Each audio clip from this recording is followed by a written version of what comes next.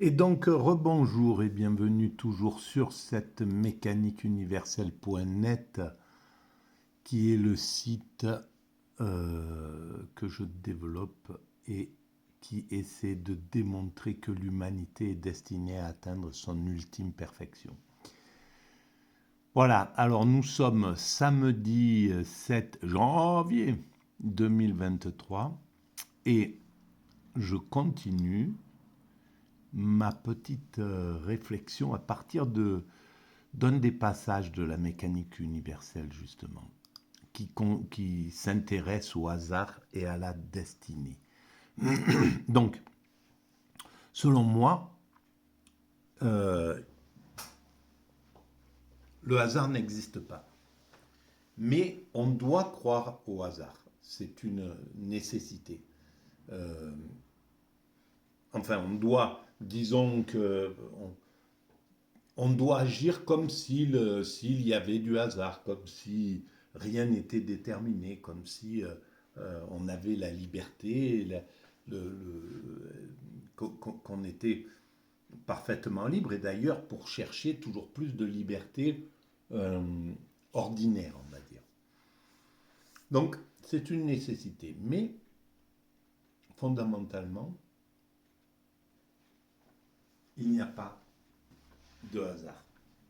C'est ce que j'essaie de démontrer sur la mécanique universelle. Tout ce qui arrive devait arriver.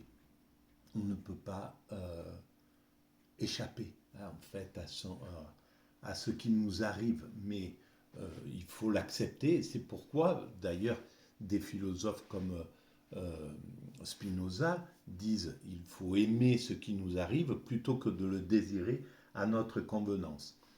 Le fait de pouvoir admettre ce qui nous arrive, c'est quand même plus confortable, on va dire. Alors, la résistance est aussi très importante. La résistance à la fatalité, c'est quelque chose de très important. Parce que la fatalité, euh, même si c'est la réalité, euh, elle, elle a des conséquences parfois néfastes et bien souvent d'ailleurs assez néfastes. Par exemple en Inde, voilà, on peut, si on prend le système des castes, eh bien, il est, euh, on pourrait dire ben, c'est la fatalité, c'est comme ça, les choses doivent être comme ça, et donc ne pas lutter contre un système injuste. En fait, il a été cette fatalité a été utilisée à mauvais escient par un système dominant qui voulait bien que ça s'organise comme ça, qu'il y ait des castes dominantes et des castes d'intouchables et des castes voilà, qui étaient complètement... Et c'est resté sclérosé pendant des millénaires quand même. Et donc là, on est justement en train de changer ça, et c'est grâce à l'Occident qui euh, a refusé cet état de fait de la fatalité. Donc pour l'Occident, on est le maître de notre destin et on doit changer, on doit faire évoluer l'humanité, on doit travailler l'humanité, etc. Et donc c'est une question de liberté et on doit libérer le maximum autour de nous parce qu'on est inclus dans une morale qui exige de nous de vouloir pour nos prochains la même chose que pour nous-mêmes. Donc les libertés que l'Occident a gagnées, elle essaie de, de les donner. Voilà, alors ça c'est un des points positifs de l'Occident. Et parce qu'évidemment, il a bien sûr des points positifs, il a des points négatifs, mais aussi des points positifs. Donc, je continue ma petite lecture donc de l'introduction au chapitre destiné hasard que j'ai consacré sur la mécanique universelle. Alors, j'ai expliqué à peu près l'origine dans la vidéo précédente, l'origine de cette philosophie, etc. Donc, je recommence ma lecture et puis je digresse, s'il le faut. Importance de l'illusion. L'illusion d'être maître. Admettons donc qu'il existe un principe orientant notre espèce dans un sens déterminé. Parce que oui, la théorie que je développe essaie de démontrer que l'humanité est destinée à atteindre son ultime perfection. C'est notre destinée. Ce n'est pas quelque chose auquel nous pouvons échapper. Nous allons vers notre ultime perfection et c'est plus fort que nous, puisque on le réalise jusqu'à présent de façon inconsciente, sans savoir ce que nous réalisons. Donc on réalise quelque chose sans savoir que nous le réalisons. Donc ça démontre que cette orientation, c'est celle-là, puisqu'après, la seule chose qui nous reste à faire, c'est de prendre conscience de ce sens, de cette finalité, et de la construire de façon consciente. Alors, nous pouvons alors considérer cet axe d'évolution comme étant la destinée de l'humanité. À l'intérieur de cette locomotive, les actions de l'homme peuvent paraître libres. Elles le paraissent seulement. Dans la réalité, elles ne le sont pas. Une liberté dépendante. L'expérience semble confirmer cette impossible liberté. En effet, chaque acte accompli par une personne est le résultat d'actes précédents, le fruit d'une histoire particulière. Il découle d'une éducation typique. Il est le produit d'influences plus ou moins grandes. Il obéit à des tendances, des désirs, des lieux et caractères originaux et à l'intérieur d'un cortex singulier. Chaque individu a son cortex, a son passé, a son taux de testostérone, a son taux de... il est organisé selon une configuration qui le conduit à agir comme il agit, en somme. Voilà. D'où l'importance de... Même s'il faut juger les actes, parce que c'est la nécessité pour évoluer. Donc on doit penser que l'homme n'est pas libre, que l'homme est libre, qu'il avait son libre arbitre, qu'il a agi comme ça et donc il pouvait agir autrement. En fait, c'est faux, mais on doit croire à cela pour pouvoir juger les actes des êtres humains et évoluer et dire ça c'est mal, ça c'est bien. Et donc à force de juger les choses, ça c'est interdit, c'est mal, c'est pas moral, etc. Ça, c'est bien, c'est l'orientation qu'il faut avoir il faut se comporter comme ça. Eh bien, on oriente l'humanité vers son ultime perfection, qui est la fraternité, l'amour du prochain, etc. On va vers cette direction parce qu'on juge les choses, et donc c'est fondamental. Mais comme en réalité l'homme ne peut pas se comporter autrement que comme il se comporte, et comme le mal est une des nécessités absolue de l'évolution de l'humanité, même si on condamne le geste de l'être humain qui transgresse les lois morales ou juridiques, et qu'il doit être puni pour ça, etc., on doit avoir de la bienveillance envers l'être humain qui transgresse. C'est ça que nous importera le fait de comprendre que tout est déterminé. Ça nous permettra d'accepter qu'on doit croire à cette illusion, mais comme c'est déterminé, l'homme, et c'est d'ailleurs ce vers quoi va la justice, elle cherche les circonstances atténuantes, c'est pas pour rien. À l'époque romaine ou grecque, les circonstances atténuantes n'étaient pas là. Donc on évolue vers cette idée de circonstances atténuantes, de comprendre pourquoi cet être humain ne pouvait pas faire autrement, etc. Donc on avance vraiment vers ça. Et on avance vers le fait de juger l'acte et pas l'homme. Donc en se détachant de la morale religieuse, on commence à juger l'homme. C'est pour ça qu'il faut aussi se détacher de cette morale, de cette partie de la morale qui juge l'homme comme méchant, etc., etc., qui a servi à l'évolution de l'humanité. Ça a été très important pour notre évolution de passer de toute l'influence de la religion pendant 2000 ans. Elle a été fondamentale pour notre évolution. Mais maintenant, selon notre évolution, selon l'évolution de la conscience de l'humanité, puisque la conscience évolue parallèlement à l'évolution, et bien maintenant on est apte à comprendre qu'on doit juger l'acte et préserver l'homme donc de ce qu'il est. Et d'ailleurs, on voit comment des êtres humains et même des avocats d'ailleurs sur Twitter, comment ils peuvent avoir une sorte de, de recul moral, mental, de pouvoir aller dire voilà c'est le mal incarné, telle personne, etc., parce qu'elle a commis tel crime et par méchanceté tout simplement, par haine, par racisme la plupart du temps, arriver à dire des choses qui sont complètement à l'envers de l'évolution de l'humanité. L'évolution de l'humanité finira par comprendre que l'homme, que les transgressions étaient nécessaires.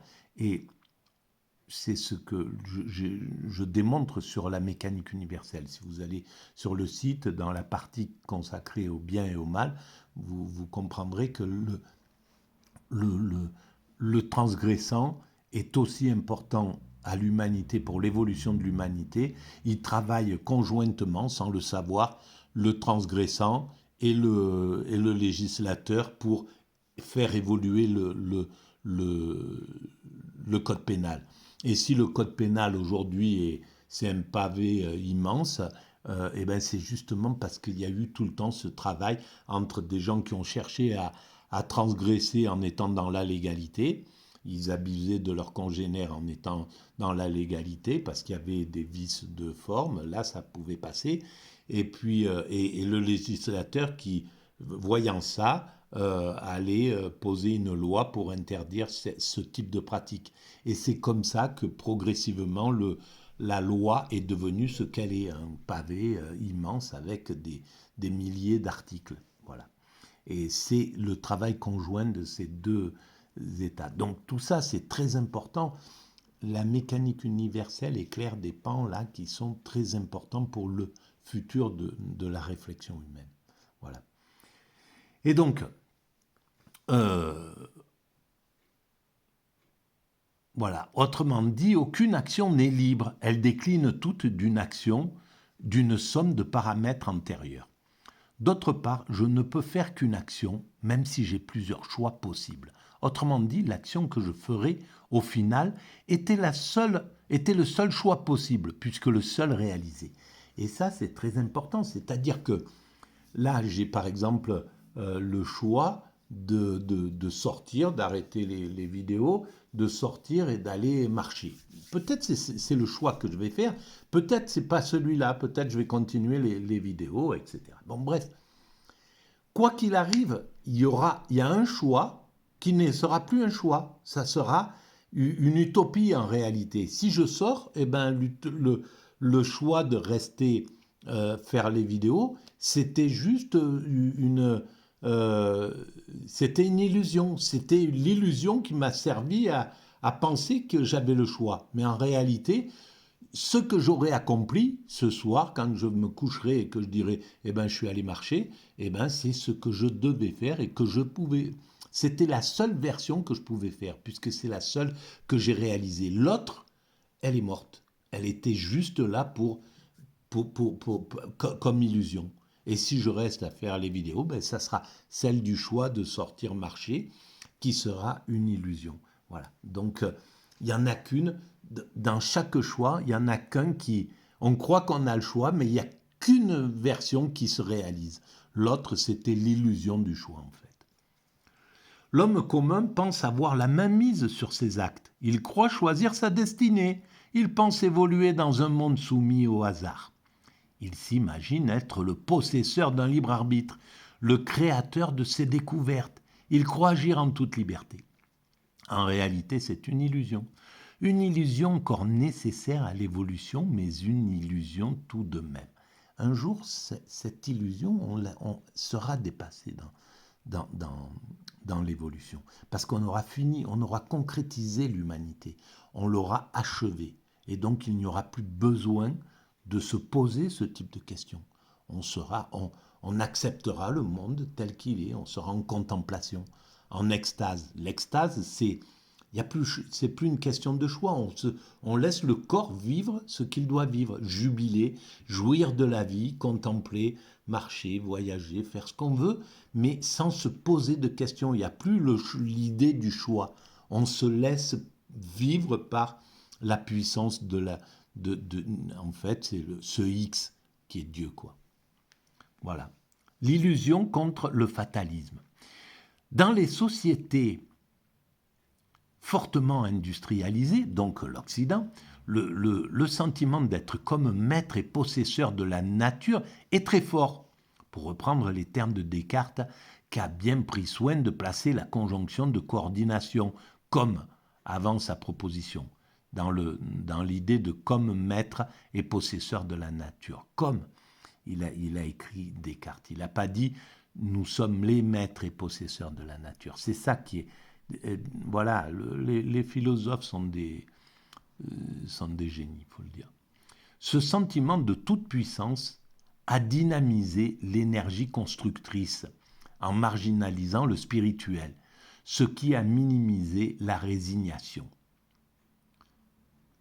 Il a ainsi accéléré l'essor du droit, de la morale et du principe de responsabilité.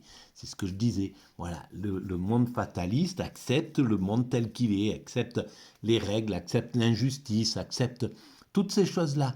Mais parce qu'il y a une justice derrière l'injustice. Le monde est très, très... Il y a la complexité des choses. Quelqu'un qui est indigent à cause de l'oligarchie, eh ben, l'indigent, il vit peut-être plus intensivement, bien plus intensément que l'oligarque qui a tout, qui a son yacht, son truc, sa voiture, son avion, etc., et qui ne touche pas ce que ressent, ce que voit, ce que vit l'indigent au coin d'une rue, qui est indigent parce que l'oligarque thésaurise les privilèges. Voilà. Et donc, il y a une justice souterraine. Il faudra le creuser plus intensément, mais je le démontre sur la Méca, mais c'est à creuser. Donc, je continue. Ce sentiment de toute puissance a dynamisé l'énergie constructrice en marginalisant le spirituel, ce qui a minimisé la résignation. Il a ainsi accéléré l'essor du droit, de la morale et du principe de responsabilité. Le hasard. Le hasard correspond à l'après-horizon vers lequel avance l'humanité. Mais il s'agit d'un sentiment fictif et inventé. Le monde est tel qu'il doit être. Les actions sont déterminées et la finalité déjà présente à l'origine. Alors le monde est tel qu'il doit être au présent, c'est-à-dire, c'est pour ça que je dis l'humanité va vers son ultime perfection, parce que le monde est toujours parfait au présent, parce qu'il ne peut pas être autre chose que ce qu'il est, tout en étant perfectible. Et c'est comme un individu. Un bébé, quand il apprend à marcher, avant 1 an, là, il essaye de se lever, il tombe, il se fait mal, etc. Mais il est parfait pour cette période de la vie qu'il est. Voilà. Et puis à un moment, il commence à marcher, ça devient un enfant. Il est parfait en tant qu'enfant, mais il est perfectible, parce qu'il va devenir autre chose. Et puis il devient un adolescent, casse-pied, voilà, qui fait les 400 coups, qui est plein de vie et plein de contradictions et plein de difficultés à comprendre ce qui se passe dans son corps, etc. Et il est parfait en tant qu'adolescent, et tout en étant perfectible, parce qu'il va devenir un homme responsable. Il va devenir un adulte responsable. Quand il est adulte responsable, il est parfait aussi, mais tout en étant perfectible, comme adolescent, parfait, perfectible. Voilà. Et adulte, c'est parfait. Il est parfait tout en étant perfectible parce qu'il croit que ce qu'il fait, c'est exactement ça. Et il comprendra quand il va atteindre la sagesse que tout ce ce derrière quoi il a couru, c'était voilà, c'était juste la carotte pour construire cette humanité. Mais ça pouvait pas équilibrer ça donnait pas du sens. Le fait d'avoir couru derrière l'argent, le pouvoir, le sexe, ci, ça, etc. C'est futile, quoi. Derrière, quand on arrive à la sagesse, on comprend que c'est pas que c'était juste la carotte qui nous a obligés à construire cette humanité. Voilà. Et etc. Et voilà. Et tout est dans cet état-là, dans cette humanité. Bon, bref. Le hasard. Le hasard correspond donc, après l'horizon, le monde est tel qu'il doit être. Les actions sont déterminées et la finalité déjà présente à l'origine. Donc, à mon sens, la fin de ce qu'on va réaliser, à atteindre cette perfection, le principe qui a mis en œuvre cet univers savait était conscient que c'était ça. Il a construit un monde qui ne peut pas être autrement que ce qu'il est et qui est déterminé, totalement déterminé. Et nous, c'est extraordinaire parce que à l'homme, il a donné la capacité de chercher, de comprendre pourquoi il est présent dans ce monde. Nous, en nous séparant des autres primates, on a développé cette intelligence, ce questionnement, ce désir de comprendre, tout ce qu'on est devenu, quoi. Cette aptitude à comprendre le monde, et c'est pas pour rien. Il y a du sens là derrière. On ne sait pas encore à quoi cela tient. Pourquoi le principe créateur de cet univers voulait ça de notre vie. Mais on se rend compte que tout est construit de façon à ce que il ne puisse pas y avoir de hasard. Il n'y a pas de hasard en fait. Le hasard, c'est juste ce qu'on ne comprend pas, ce qu'on n'arrive pas à comprendre. Par exemple, faire 3-6 avec des dés, si on n'a que une ou deux chances, c'est le hasard. Mais si on peut jouer indéfiniment, un jour ou l'autre, on tombe sur ces 3-6. Voilà. Et c'est pareil pour la façon dont le monde s'est créé. C'est-à-dire que il y avait tellement de possibilités, c'est comme la spermie. Voilà, dans la spermie, il y a une ovule, il y a une femme qui a une ovule, qui ovule tous les mois, etc., etc., qui fait, voilà, où il y a la possibilité. Il y a une multitude de spermes, de spermatozoïdes dans le système. Et forcément, ça doit fonctionner. Puis, on peut reproduire ce schéma. Voilà, il y a quelque chose qui nous oblige à recommencer ce mécanisme parce que c'est extrêmement bon, etc., etc. Donc, tout est construit pour que on soit obligé à faire ça. Et même si il y a des couples qui ne peuvent pas avoir des enfants, dans la totalité de l'espèce humaine, c'était obligé que l'espèce humaine continue à se développer, à évoluer, etc.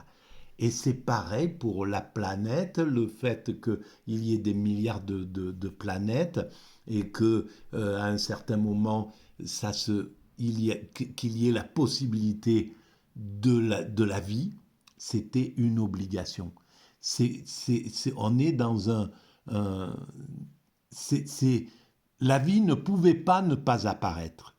Voilà. Et tout ce qu'on dit, quand l'humanité dit, quand la science dit, par exemple, bon, c'est des accidents génétiques qui construisent les espèces, qui a fabriqué qui fait qu'une espèce va se décaler. Nous sommes décalés génétiquement des autres primates.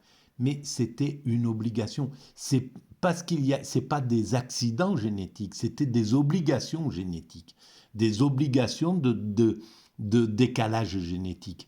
Et c'est parce que c'est comme ça qu'il y a un écosystème. Sinon, il n'y avait pas d'écosystème. Donc, la vie en elle-même ne pouvait pas ne pas apparaître comme ça. Donc, ce qu'on estime comme accident génétique, c'est une obligation de création. Voilà. C'est prévu dans le système. Voilà comment et je pense que l'avenir expliquera tout ça. Donc je continue. Voilà, nous attribuons au hasard l'incapacité ponctuelle à expliquer certains phénomènes. C'est parce qu'on n'a pas encore toutes les clés qu'on pense qu'il y a du hasard dans les choses. Mais plus on avance et plus on voit que les choses sont déterminées.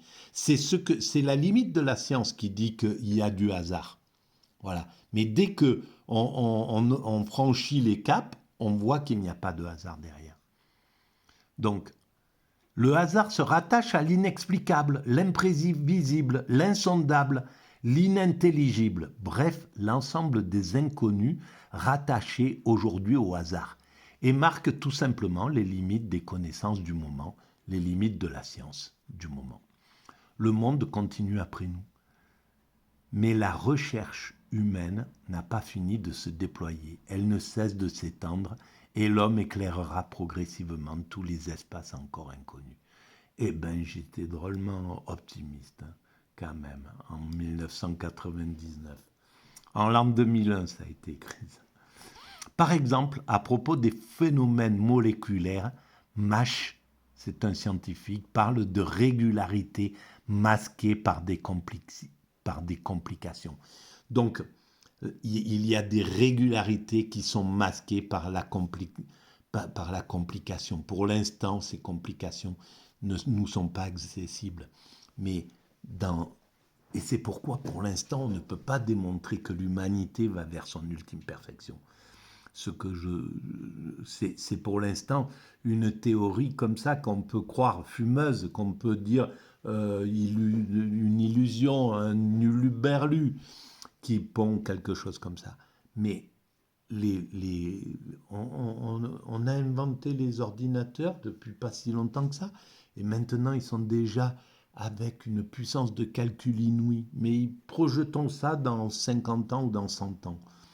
La puissance de calcul pourra rentrer toutes les données de l'évolution et dire, bon, voilà, nous étions là, on a rentré tout le truc, on laisse l'ordinateur dire où va l'humanité. Et elle démontrera que la mécanique va vers cet état de perfection. Voilà comment j'explique les choses. Voilà. Et bien à très bientôt. Merci de votre écoute.